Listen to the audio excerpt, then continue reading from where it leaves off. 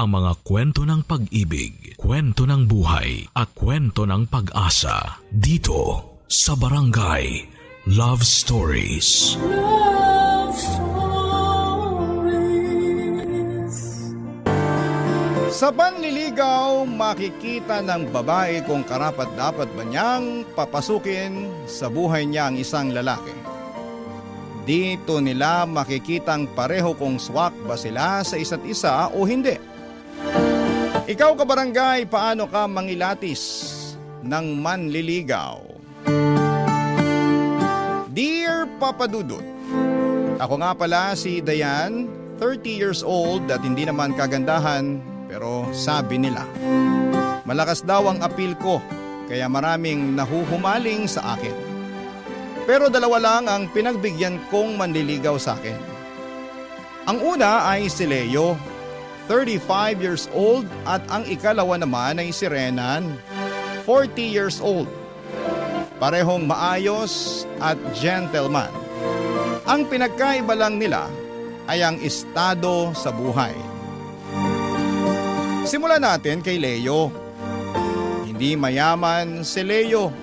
Simpleng empleyado na kailangang pumasok sa trabaho ng 8 oras. Hindi kalakihan ang sahod pero nakakaraos na. Komedyante siya at palagi niya akong napapatawa. Simpleng tao at marangal. Nirerespeto ako at syempre gwapo rin naman talaga. Papa Dudut.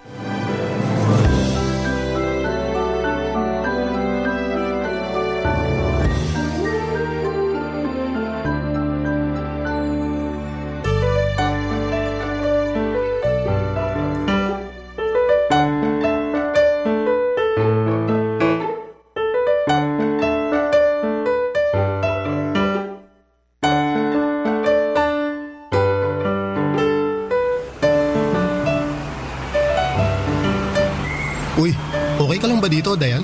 Oo naman. G lang sa tuhog-tuhog. Nakakahiya eh. Sus, bakit ka naman mahihiya? Kasi ang lakas ng loob kong mag-aya ng date sa'yo. Tapos dito lang sa kanto kita dadalhin. Aba, masarap naman ang pagkain dito eh. Pero first date kasi natin to. Dapat magpa-impress ako sa'yo, di ba? Impressive naman to, ikaw naman. Masyado mong dinadaw ng sarili mo. Gusto lang talaga kitang tratuhin na prinsesa. Bakit? Hindi na ba pwedeng kumain ng fishbowl at kikiam ang prinsesa? O sige, basta babawi ako sa'yo sa susunod. Na-short lang kasi talaga eh. Nagka-emergency sa bahay. Ako lang tong inaasahan nila. Leo, hindi mo kailangang magpaliwanag. Ayos lang naman eh. Ikaw naman oh. Basta, ilista mo na tong utang ko. Anong utang? Sa galanting date next time. Uy, malakas ng loob ah. Kampante ka talagang may next time. Bakit? Wala na ba? Joke lang. Siyempre meron. Basta, may tatawid mo tong date natin na hindi mo ako binabastos. G ako sa next date natin. Nakakapanibago. Ha? Ang sabi ko nakakapanibago. Ngayon lang ako nakakita ng babaeng okay lang sa kanya kahit fishbowl lang ang kaya ko. Anong fishbowl lang? Kaya mo nga rin akong bilhan ng sagot gulaman tsaka dynamite eh. Ganun pa rin yun. Pare-parehas na mura. Ang importante, kahit mura lang ang kaya mo, mas kaya mo pa rin magmahal. Uy. Uy, wait lang. Ang corny na na. Dahil yata to sa mantika ng fishbowl eh. Manong, change oil ka na nga please. Ay, ang swerte ko naman. Swerte saan? Kasi nakilala kita. Akala ko kasi nakatipid ka eh. Ikaw, bakit ganyan ka? Ano? Diyosa? Ganon? Hindi, bukod dyan. Bakit? Bakit okay lang sa'yo ang simple? Hindi naman kasi ako lumaking mayaman, no? Galing din ako sa hirap. Kaya alam ko kung paano i-appreciate yung mga ganitong bagay. Sanayan lang ba? Hayaan mo, sa susunod, hindi mo na kailangang masanay sa fishball. Saan mo ako sasanayan next time? Sa chicken balls?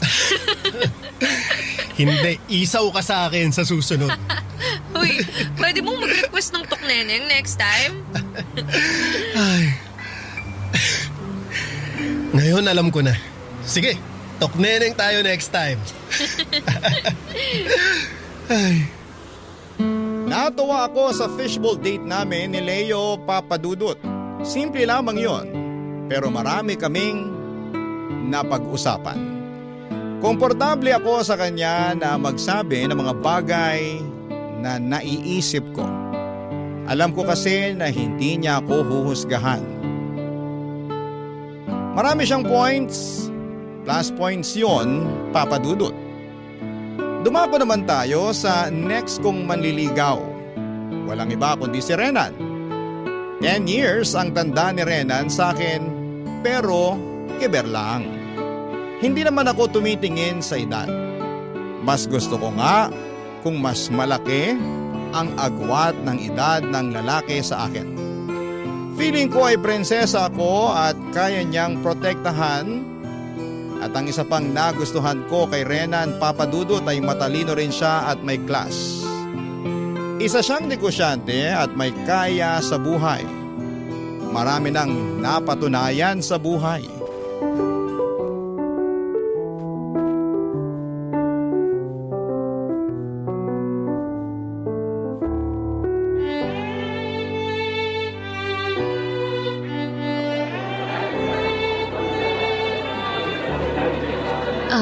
Red, Ano yun?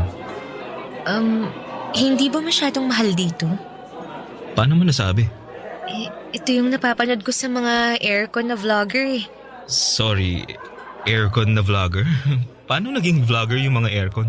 Ay, hindi nga pala pangkanalang humor mo. Kanal? Trend kasi yun. Bale, may dalawang klase raw ng humor. Yung aircon, tsaka yung kanal. Interesting. Yeah, interesting. Kapag aircon ang humor mo, ibig sabihin sosyal ka. Mayaman, alta, ganun.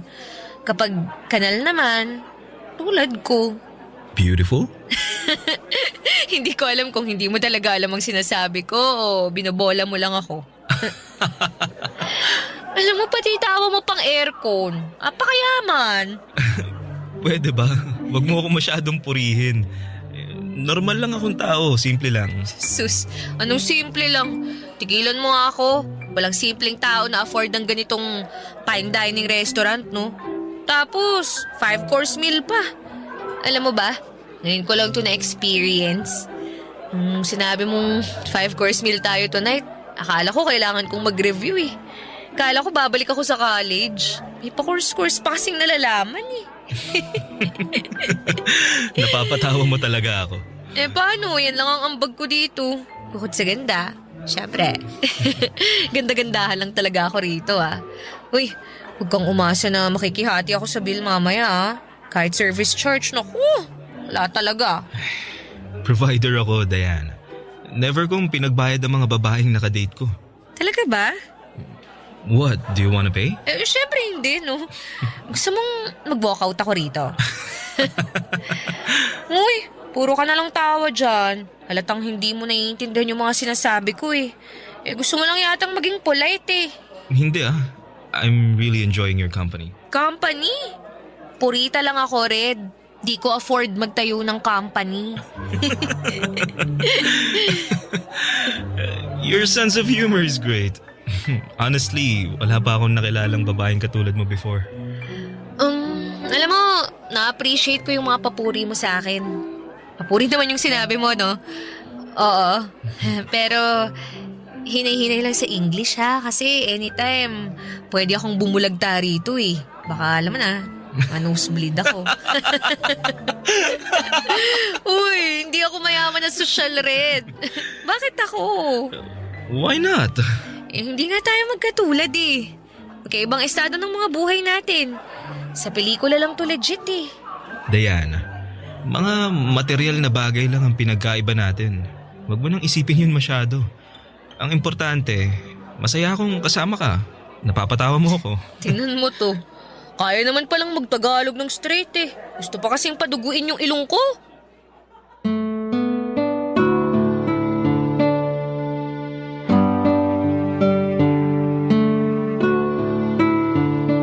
Yan naman si Renan.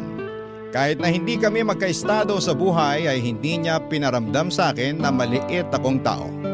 Yun ang nagustuhan ko sa kanya. Tanggap niya kahit na hindi kami magka-level ng bank account. Saka feeling ko ay para akong bida sa soap opera. Isang hampas lupa na nakapag-paibig ng isang mayaman. Lakas makahaba ng hair, hindi ba? Ayos din tong si Renan. Dahil nga sa parehong ayos sina Renan at Leo, mas nahirapan akong mamili kung sino ba sa kanilang dalawa ang sasagutin ko. Pareho silang pasado base sa mga good quality na pinakita nila sa akin. Pero sa mga hindi magagandang ugali, sino kaya sa kanila ang mangunguna, Papa Dudut? Barangay Love Stories. Barangay Love Stories.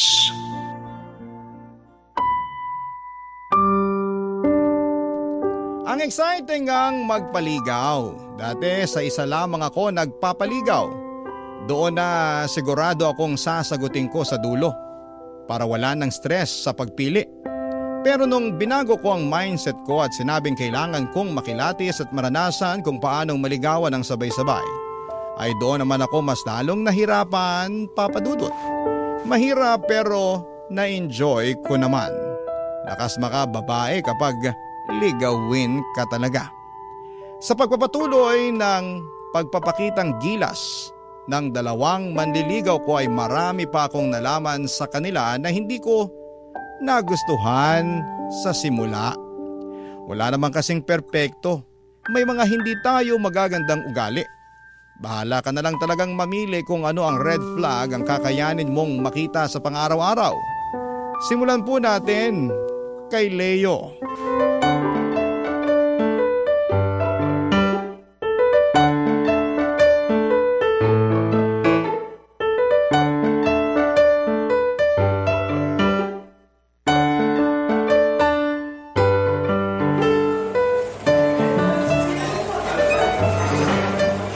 Wow, talagang dinala mo ako sa restaurant Bumabawi ka talaga.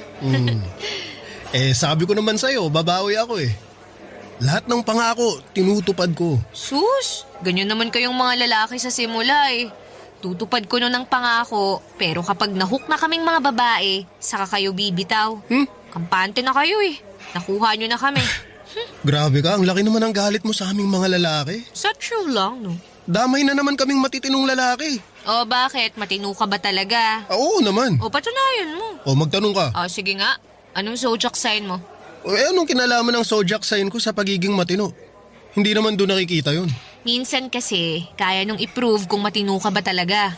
Para malaman ko rin yung ugali mo. Ay, sige. Virgo ako. Oh? Uy, kasundo ko ang mga Virgo Tsaka competitive kayo. Tama. Malinis at very organized. Maaasahan din sa trabaho. Alam mo, may kilala akong Chinese. Ang hinahire lang niya, puro mga Virgo. Kasi alam niyang maaasahan sa trabaho. O diba, sabi ko sa'yo eh. Che, hindi ka nga naniniwala sa zodiac signs eh.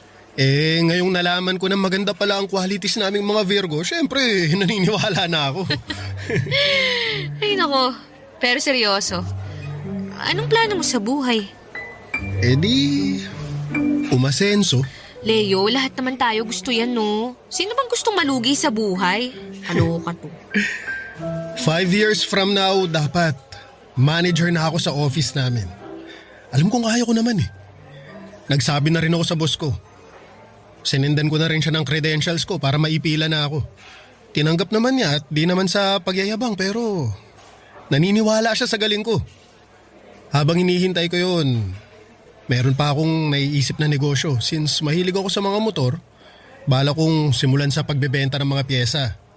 Pero sinimulan ko na pala yung isang negosyo ko. Last week lang. Anong negosyo?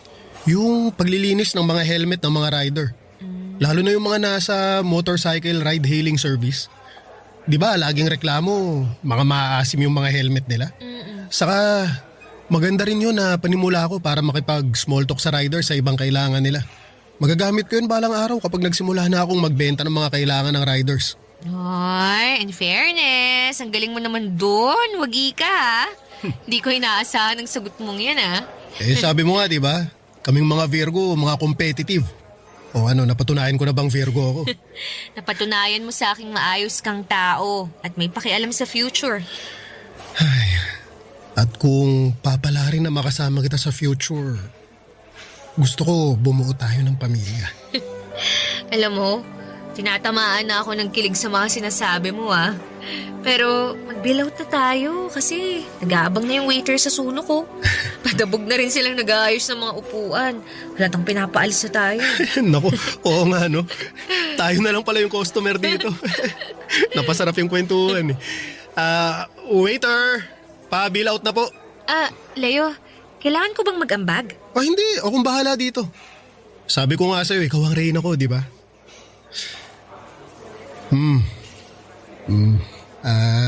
Teka, Diana. Pakicheck naman kung tama yung mga in-order natin. Parang sobra tong babayaran eh. Teka. Parang tama naman. Buti nga walang service charge Mas nakamura pa tayo. Diane. Ano yun? Kulang tong dala kong pera eh. Ha? Okay lang bang abonohan mo muna? Na-turn off ako ng slight doon, Papa Dudut. Yung tipong nasa maganda kayong restaurant tapos nung bayaran na ay bigla ka palang mag-aambag. Nainis ako noon kay Leo pero hindi ko pinahalata. Buti na lamang at may dala akong ekstrang pera. Ang masakit pa, dapat pangbayad ko yon ng upa sa bahay. Nabawasan patuloy at wala kaming imikan habang papauwi. Napapaisip na tuloy ako kung kaya ba niyang makipagrelasyon kung hindi naman laging sapat ang pera niya. Hindi naman sa pagiging mukhang pera, pero dapat maging praktikal lamang. Sa relasyon ay gagastos at gagastos ka talaga. Part yun ng investment ninyo sa isa't isa, Papa Dudut. Kung sa panliligaw pa lamang ay mabibitin na ako kay Leo, paano pa kaya kapag naging kami na? At balang araw ay bumuo na kami ng pamilya. Kaya ba niya kaming itaguyod na mag-iina?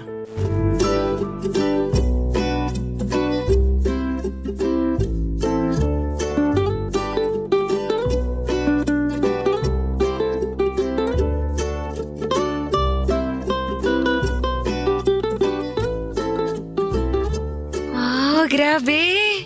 Bakit? Ang ganda ng kondo mo! May balkonahe pa Simple lang naman to.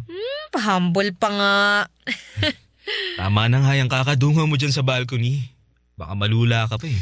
Infer improving ang Tagalog mo. Sabi mo kasi mag-aral na akong mag-Tagalog eh. Ginawa mo talaga? Oh, ang sweet mo. +5 ka sa akin for the effort. Ganun kasi talaga ang lalaki. Kapag gusto nila ang babae, nag-e-effort sila.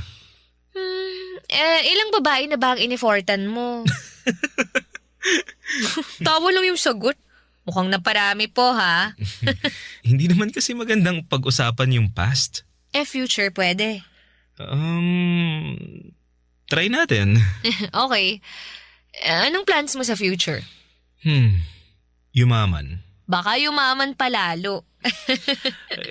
Para kasi sa akin, hindi pa naman ako mayaman ngayon. Bawasan mo nga yung pagiging humble mo, Red. Kumukulong ng dugo ko eh. Masyado ka ng perfect sa paningin ko. Turo lang kasi ng parents ko maging humble. Kailan ko kaya mamimit ang parents mo? Oh.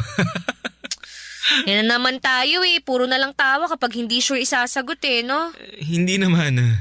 Masyado lang maaga yung mga ganyang usapan. Nanliligaw pa lang naman ako sa'yo.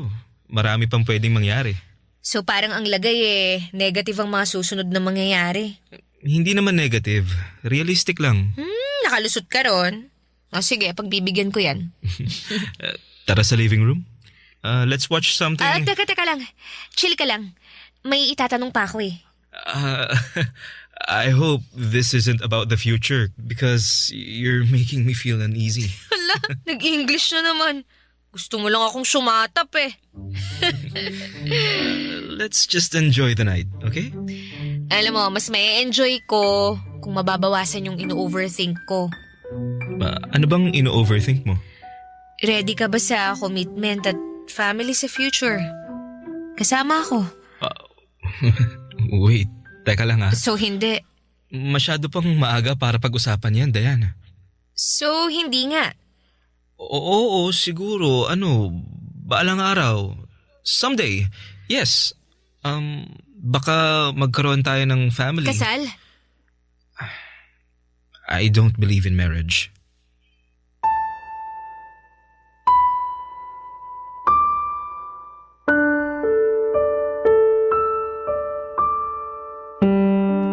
Para naman akong sinampal sa commitment issues ni Renan, Papadudot. Mayaman nga pero hanggang doon lang. May future ba ako sa kanya? I mean, pagdating siguro sa pera, secured na ang future ko. Pero paano naman yung pagkakaroon ng pamilya? Pangarap ko yon. Saka ayaw niya rin ang kasal. Hindi raw siya naniniwala doon. Ako. Kasi ako sa new chapter na bubuksan ko ng mga oras na yon. At nung dumating si Renan, alam kong tama na ang desisyon ko. Hindi ako pwedeng magkamali. Alam ko na kung sino ang pipiliin ko.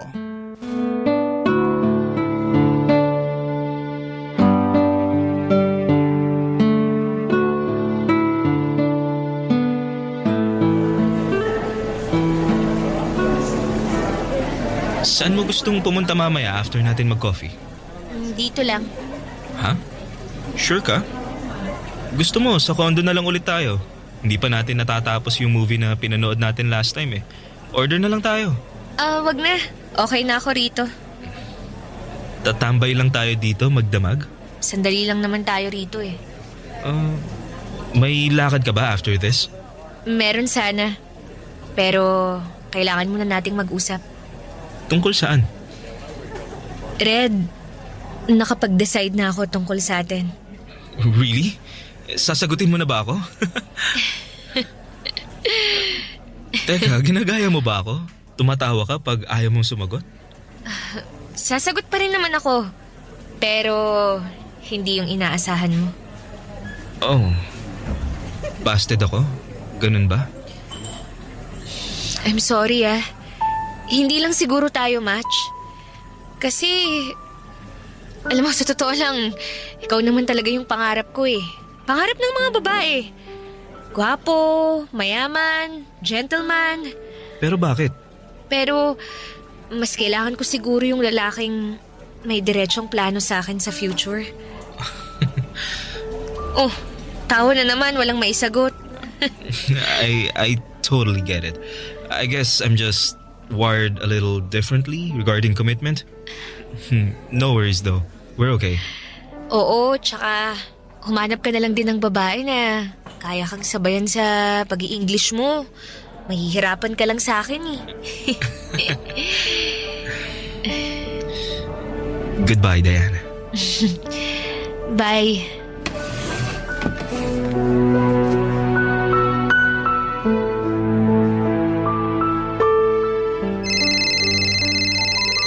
Tumatawag si Leo.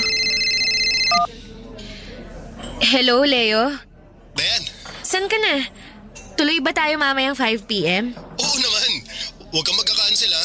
Plinansya ko pa yung polo ko na gagamitin ko dito sa date natin eh. Nag-abala ka pa talaga. Excited na ako makita ka eh.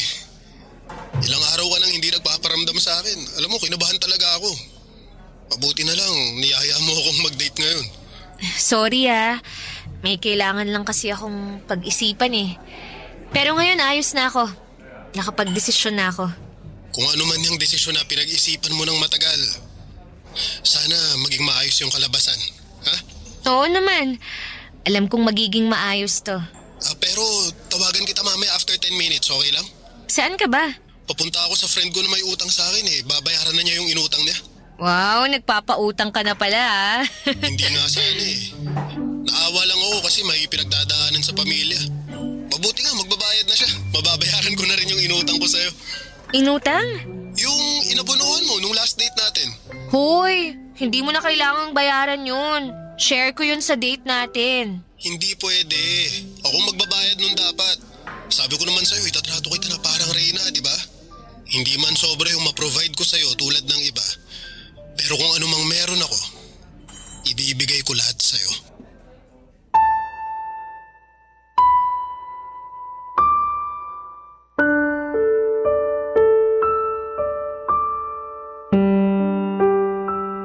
Napangiti ako sa huling sinabi ni Leo Papadudut. May kapayapaan at approval sa puso ko noong narinig ko yon.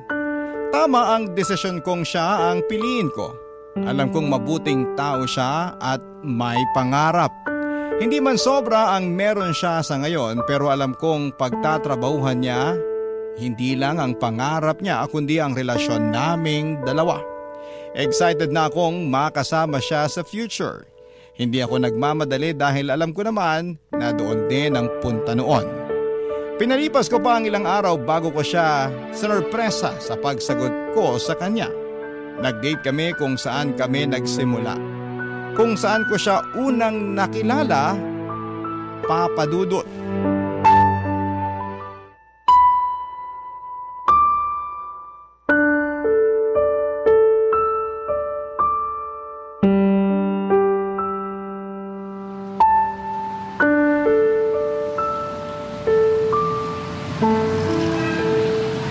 Kainis ka. Oh, bakit? Ang ganda-ganda ng polo ko tapos naka-leather shoes pa ako. Oh, ano ngayon? O tapos dinala mo lang ako dito sa fishbowlan. Ayaw mo ba? Gusto ko naman dito pero syempre ayon mo naman susuot ko. Ako rin naman ah. Naka-floral dress pa ako tapos heels oh. Nagreklamo ba ako? Kaya nga tayo nakasuot ng ganito kasi ipapasubo ko sa'yo yung fine dining na restaurant eh. Nox, mukhang pumaldo si kuya. Sahod ko eh. Tapos malaki yung kinita ko sa paglilinis ng helmet. Saka gusto ko talagang bumawi sa'yo. Try natin yung 5-course meal nila. May engineering kaya ron? Alam mo, parehas talaga tayo ng humor. Kanal kung kanal. Pero okay na nga ako rito. Hindi pwede. Appetizer lang siguro tong fishbowl. Tapos, tara na ha. May napanood kasi akong aircon na vlogger. Masarap daw dun sa fine dining restaurant na finiflex niya. Parang alam ko na kung saan yan. Pass na lang. Sige na naman. Tara na. Gusto kong maging galante sa'yo ngayon. Hindi na kailangan. Tipirin mo yung pera mo para sa next dates natin. At syempre, para sa pangarap mong negosyo. Ay, nakalimutan ko palang ibalita sa'yo. Meron na akong nakausap na supplier ng mga pyesa ng motor. Magkikita kami sa Sabado. Gusto mo, sama ka? Wow! Nakakatuwa ka naman. Gusto mo talagang matupad ang pangarap mo, ah. Oo naman. Sabi ko nga sa'yo, kapag pinangako ko, tutuparin ko. Lalo pa ngayon. Bakit? Anong meron ngayon? Kasi nandyan ka na para maging inspirasyon ko. Kainis to. Kinilig ako ron ah. Ako nga rin eh. Alam mo, kaya ka mas magandang ipunin mo na lang yung pera mo. Huwag waldas ng waldas para tuloy na ang negosyo sa susunod. Oo, para kina April Joy, Eleanor Kate at saka kay Jessica May. Ha? Sino yung mga yan, ha? Mga chicks mo ba yan? Gusto mo, ibabad ko yung mukha mo sa mantika ni Manong Fishball? Ha? Anong chicks? Sino yung mga binanggit mong babae? Mga anak natin. Ha? Sorry, mali. Mga magiging anak natin. Kung papayagan ni Lord na bigyan niya tayo ng 3 Maria. Ilang buwan kong pinagdasal yan sa Quiapo, ha? Ay, naku, Leo. Mahal na yata kita. Uy, Dayan, joke ba yan? Gusto mo bang gawing joke na lang, ha? Uy, wag naman. Pinagdasal ko rin yan sa Quiapo. Di, tayo na. Oo.